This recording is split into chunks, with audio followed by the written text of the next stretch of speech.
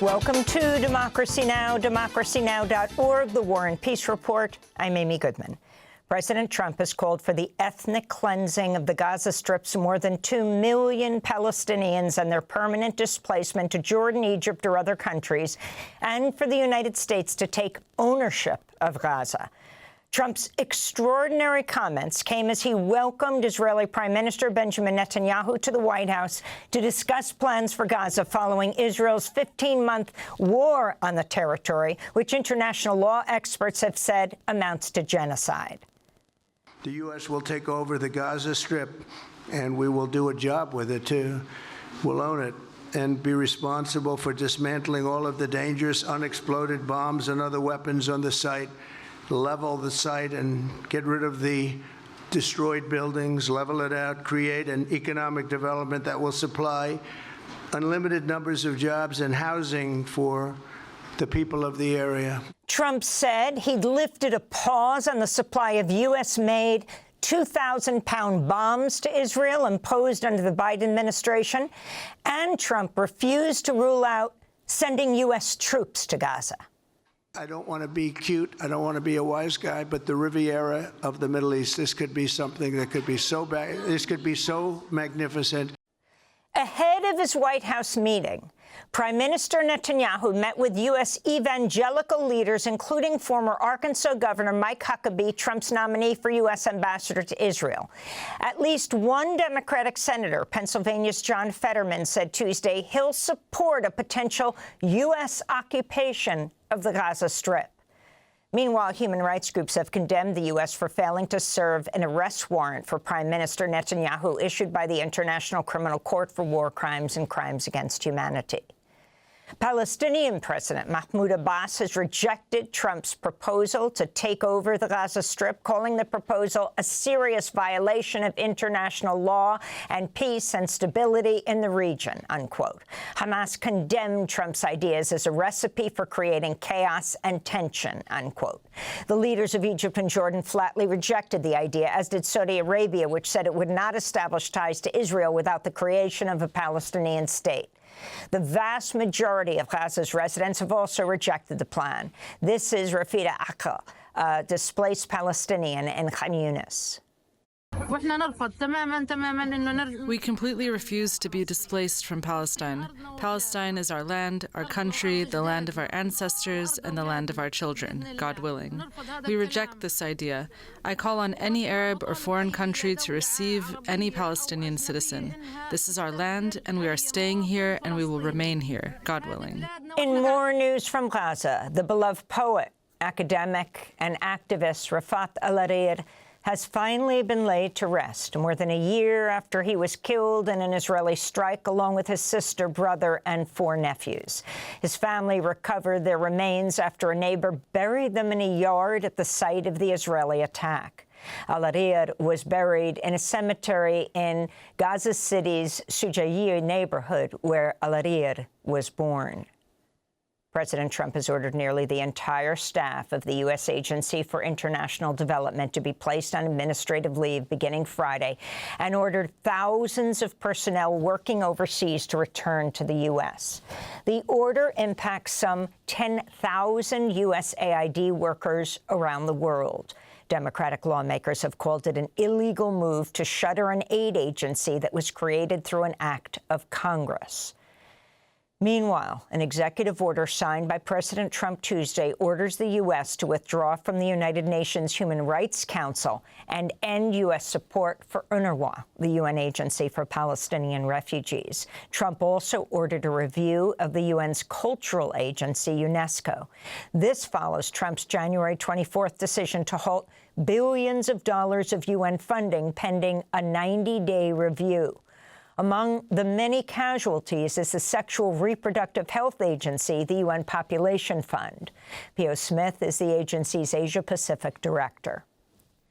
I'm deeply concerned that millions of women and girls now face life-threatening risks due to the lack of access to UNFPA's crucial services across Afghanistan, Bangladesh and Pakistan. Take the example of Afghanistan. Between 2025 and 2028, we estimate that the absence of US support will result in 1,200 additional maternal deaths and 109,000 additional unintended pregnancies. The CIA has offered its employees 8 months' salary and benefits in exchange for early retirement, becoming the first U.S. intelligence agency to offer buyouts to the entire staff. This comes after the White House said at least 20,000 civilian U.S. government workers, or about 1% of the federal workforce, have accepted a buyout offer advanced by Elon Musk's Department of Government Efficiency, or DOGE. On Monday, unions representing civilian government workers sued the U.S. Treasury and Secretary Scott Bessent, alleging the department illegally granted Elon Musk and his DOGE associates access to the personal information of millions of people across the U.S., including Social Security numbers, tax returns, home addresses, phone numbers, bank account information, and more. Separately, Wired magazine reported federal workers are seeking a temporary restraining order as part of a class action lawsuit accusing a group of Elon Musk's young associates of operating an illegally connected server from the 5th floor of the U.S. Office of Personnel Management's headquarters in Washington, D.C. The motion contends Musk's moves not only violate federal law, but are potentially exposing vast amounts of government workers' personal information to hostile foreign adversaries through unencrypted email. On Tuesday, Democratic lawmakers joined hundreds of protesters outside the Treasury Department to denounce Elon Musk's what they called hostile takeover of the federal civilian bureaucracy. The lawmakers were barred from entering the Treasury building. This is Massachusetts Congresswoman Ayanna Pressley. There's a sign back there that says Doge actually means dangerous oligarchs grab everything. Well, ain't that the truth? I am so tired of these billionaire boys and their grubby little hands grabbing at everything. Hands off our bodies, hands off our data, hands off our tax refunds, hands off our social security checks, hands off our constitution, hands off our democracy, hands off! In Ukraine, a Russian strike on the town of Izium Tuesday killed 5 civilians, including a pregnant teenager. At least 55 others were wounded in the attack, which partially destroyed Izium City Council building. Elsewhere, Russian shelling killed 2 civilians in southern Ukraine, and a Ukrainian drone attack set a Russian oil depot near the Black Sea on fire. On Tuesday, Ukrainian President Volodymyr Zelensky said he's open to having U.S. companies invest in Ukraine's rare earth metals industry after President Trump said military aid should be tied to securing the rights of minerals needed for U.S. high-tech and weapons industries. Trump made the remarks Monday. We're telling Ukraine they have very valuable rare earth. We want what we put up to go in terms of a guarantee. We want a guarantee. We're handing them money hand over fist. German Chancellor Olaf Scholz sharply criticized Trump's proposed quid pro quo with Zelensky as, quote, very selfish, very self-centered, unquote.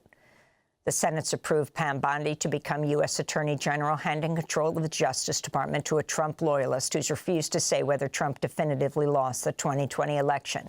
Democrats fear Bondi will weaponize the Justice Department to seek vengeance against Trump's political foes. Bondi's confirmation comes after Trump purged dozens of career prosecutors and FBI agents who worked on 2 criminal cases against Trump.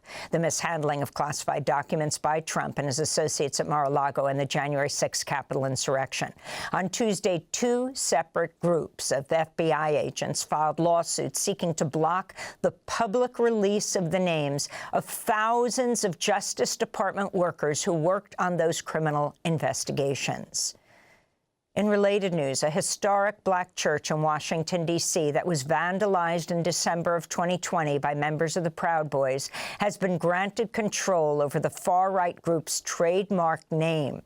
The landmark ruling means the Black Metropolitan AME Church is entitled to proceeds from sales of the Proud Boys merchandise and membership dues. The group would also have to get permission from the church and federal court to sell anything with its name and insignia. The victory comes after the Proud Boys failed to pay nearly $3 million in punitive damages to the church for burning its Black Lives Matter sign after attending a Trump rally. The ACLU has filed a lawsuit challenging Trump's executive order banning medical care for transgender people under the age of 19.